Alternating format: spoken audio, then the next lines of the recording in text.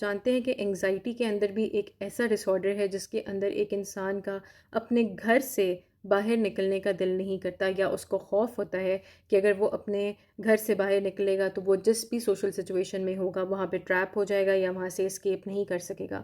یہ social anxiety کی طرح ہی ہوتی ہے لیکن مختلف بھی ہے، اور اس کو ہم کہتے ہیں ایگوروفوبیا۔ اگر ہم DSM-5 کرائٹیریا کے اکارڈنگلی دیکھیں تو اس کے اندر ان میں سے کوئی بھی 2 سچویشنز ہوں آؤٹ آف 5 تو یہ ایگوروفوبیا میں کلاسیفائی ہوتا ہے۔ انتہا کا فیئر ہونا، کسی بھی پبلک ٹرانسپورٹ پہ جاتے ہوئے، کسی بس پہ، کسی ٹرین پہ، کسی گاڑی پہ جاتے ہوئے، اوپن سپیسز کا فیئر ہونا، مارکیٹ میں، مال میں، کسی بھی ایسی جگہ پہ جہاں پہ زیادہ لوگ ہو سکتے ہیں۔ اسی طرح سے بند جگہوں پہ ہونا بھی ہو سکتا ہے، یعنی کہ کسی سنیما میں، کسی تھیٹر میں، کسی بند جگہ پہ، کسی ایلیویٹر کے اندر لائن میں کھڑے ہونا، یا پھر بہت زیادہ لوگوں میں ہجوم میں کھڑے ہونا، یا پھر کسی بھی جگہ پر ہونا لیکن کسی پیارے کے ساتھ نہ ہونا، اکیلے ہونا۔ یہ سب چیزیں جو ہوتی ہیں ایک انسان کے اندر بہت زیادہ اگر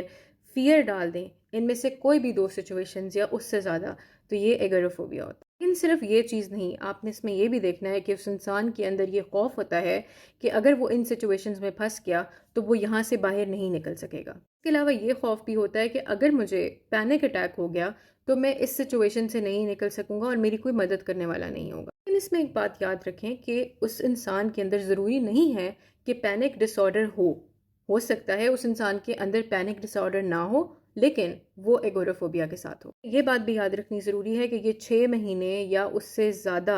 سمٹمز جب آئیں گے تب ایک انسان کو ہم اس میں کلاسیفائی کر سکتے ہیں۔ انسان کی سوشل لائف، اس انسان کا اپنے کام والی جگہ، یہ سب کچھ امپیکٹ ہونا شروع ہو جاتا ہے، یعنی کہ وہ کام پہ بھی نہیں جا سکتا، وہ گھر سے باہر نکل ہی نہیں سکتا۔ یہ فیئر اس وقت زیادہ ہو جائے گا اگر اس انسان کو فرض کریں کوئی اور بیماری ہے، کیونکہ اس کو یہ خوف ہوگا کہ میری وہ بیماری بھی اس سچویشن میں زیادہ ہو سکتی ہے۔ یہ انڈیویجولز اپنی جاب تک بھی چینج کر دیتے ہیں تاکہ ان کو پبلک ٹرانسپورٹ نہ لینی پڑے۔ اسی طرح یہ لوگ آن لائن ڈیلیوری کی طرف بھی چلے جاتے ہیں کیونکہ ان کو یہ خوف ہوتا ہے کہ یہ اگر پبلک میں نکلے تو یہ وہاں سے اسکیپ نہیں کر سکیں گے۔ سوشل انگزائٹی کے اندر انسان کو لوگوں کی ججمنٹ کا، نیگیٹو امپیکٹ کا خوف ہوتا ہے، لیکن اس کے اندر انسان کو زیادہ یہ خوف ہوتا ہے کہ اگر میں کسی جگہ چلا گیا تو میں وہاں سے باہر نہیں نکل سکوں گا۔ اس سے اگلی ویڈیو میں ہم ڈسکس کریں گے کہ ہم کس طرح سے اس سے نکل سکتے ہیں اور ایسی کیا چیزیں ہیں جو کہ لوگوں نے کی جس سے ان کو ہیلپ ملی۔